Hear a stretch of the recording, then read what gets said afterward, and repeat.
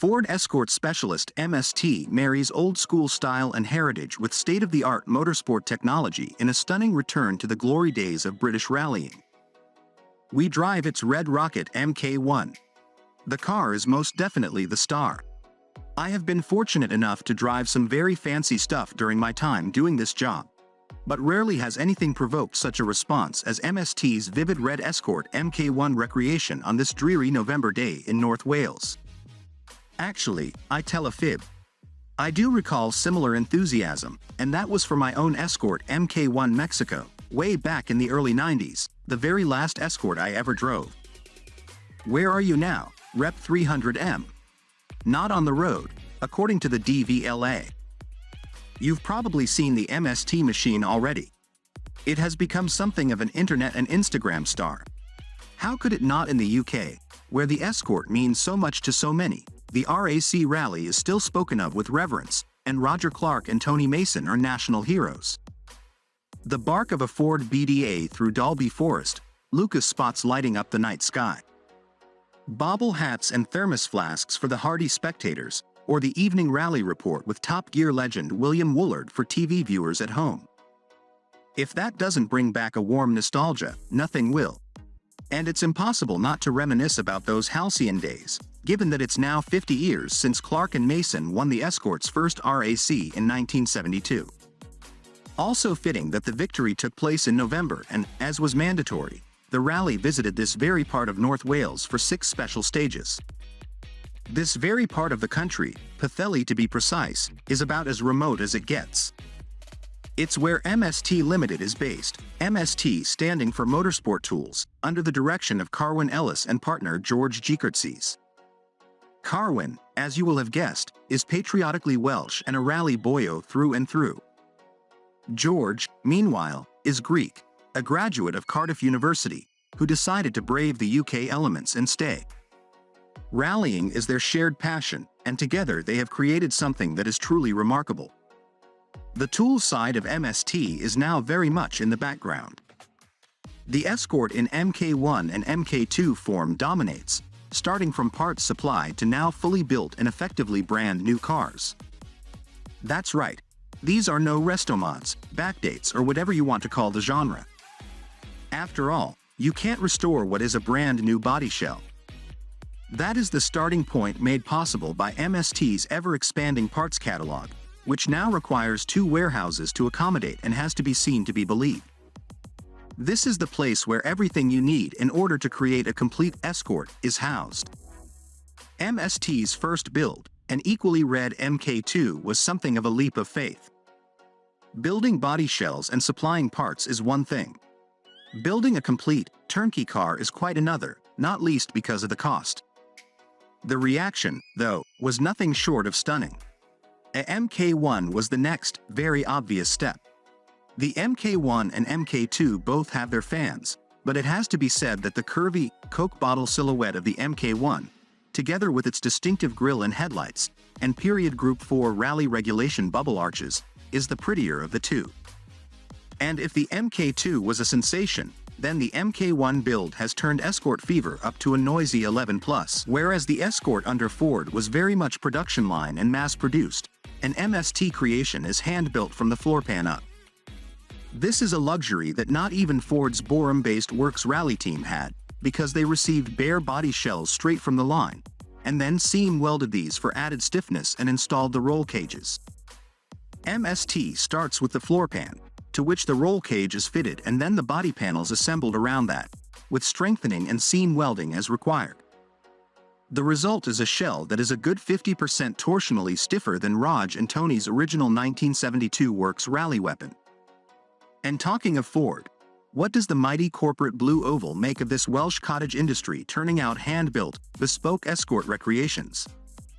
Well, it could have got all legal and moody, as have some manufacturers in similar circumstances, but actually the attitude, refreshingly, is that as long as the cars are not badged as Fords or Escorts, then carry on. The first Mk2 build used a 2.5-liter Ford Duratec engine, attached to a 6-speed Mazda MX-5 gearbox. For the Mk1 build, MST has gone for a period 2.0 Ford BDG, a direct descendant of the 1.7 BDA on throttle bodies, with a 5-speed Ford Type 9 box and semi-helical gears. As per Works Group 4 spec, a Ford Atlas 6-link, live rear axle diff is suspended on vertical turrets. Old school but effective. More 21st century, though, is a full-life AQ from current Ford rally constructor M Sport, which helps to liberate 250 bhp from the BDG. And if that isn't high-tech enough, then MST has built this Mk1 with tractive electronic dampers. These Anglo-Dutch devices are virtually infinite in their adjustability, using lateral and longitudinal acceleration to observe behavior on vertical, lateral and longitudinal axis. Just like, say, Porsche's PASM, the software knows when cornering is taking place and adjusts damping states in real time and within 6-10 milliseconds. 5 suspension maps can be created using the system software, all cockpit adjustable via touchscreen. Comfort, fast road, track, special stage, gravel. The choice is yours. Or, of course, you could just go for Bilsteins, or Billies as the rally boys would say. Talking of options, no two creations will ever be the same. Indeed, you don't even have to have a full build. Should you desire, MST will make you a body shell, into which you could put components of your choice. The possibilities are endless, such as the simplicity of a rear drive setup such as this.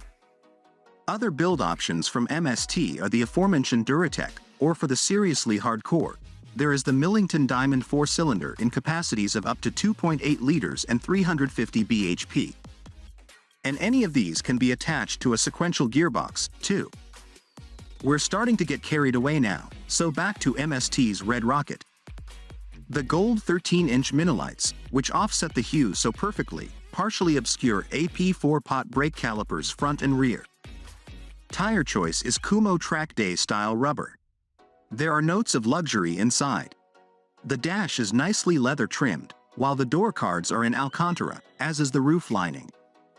The seats are MST's own racing buckets, and there's carpet and even an infotainment system, which neither Carwin nor George say they've ever bothered to use. Or maybe it's simply that they tried and it was just futile.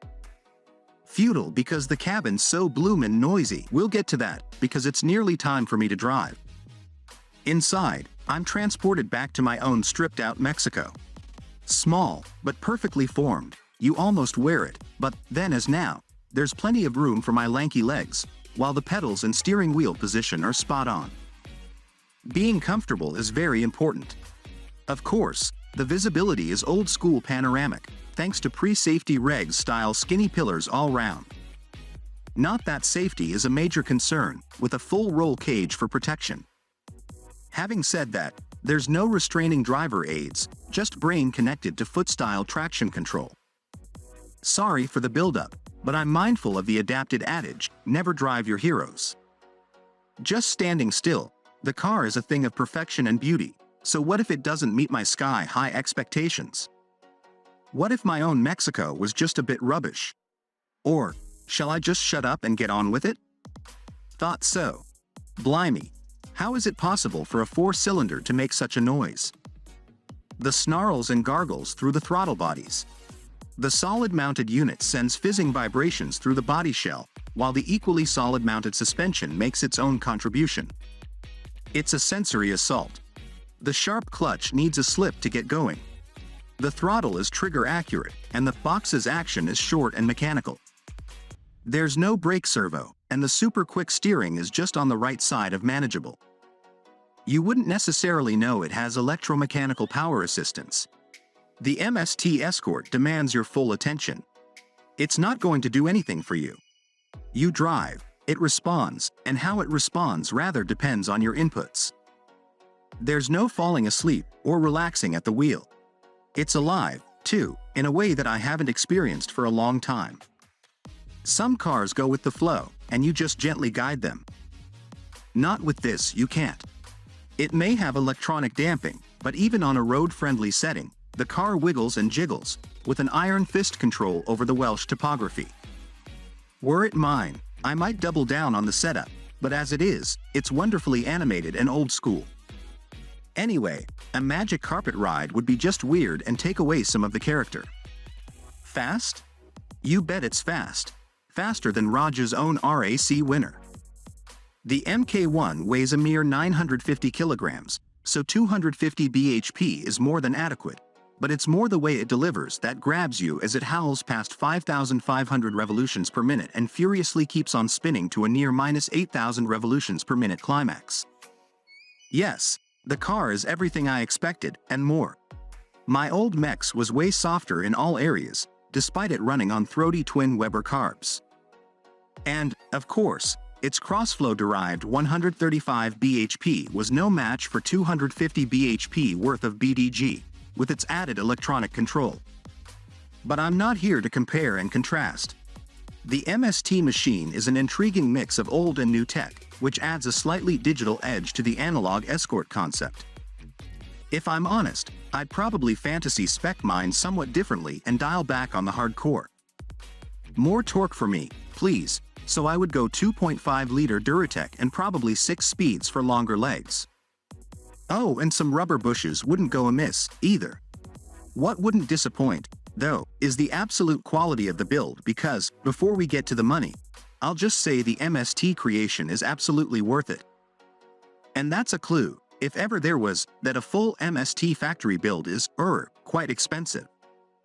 But let's not forget that old Fords, and Escorts in particular, have erupted volcano style in value in recent years, and the real rarities, such as Mk1 rupee 1600s, are almost too valuable to even drive. So let's not be shy here, because Carwin and George at MST are not backwards in coming forward to justify build prices that start at £95,000 and keep on going. And if you've just spat your tea out, just have a look at the Restomod Porsche scene. Bottom line, these are hand-built, low-volume and fully EVA-compliant machines, with all that entails. For that you get a real hero car that connects and resonates in a way that your Porsches, Ferraris and similar can never, ever hope to. No one, but no one, will judge or sneer at you behind the wheel of an Escort. True class and a classless act. Thank you for watching. Please subscribe and turn on notification for more video. Welcome to Shoppers Africa. Today we present to you one of our craftswomen, Halima Abdul Soumay. She was born in Morogoro. She started her business in 2018 by sewing huts, and then she expanded into clothing. She is a craftswoman and also an entrepreneur. She works with the trends of the market. When the bag market started to rise, she moved into it because she does what is trending, so that she can make her daily. Her designs are inspired by cultural references. Actually, she enjoys creating and selling cultural products.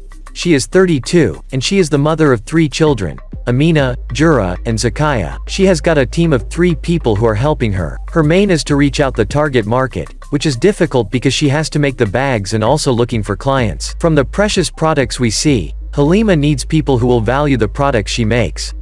Our task is to make sure that Halima is seen by the people, and the people should support her by all means, making sure that she gets what she deserves. Visit shoppersafrica.com to buy her products.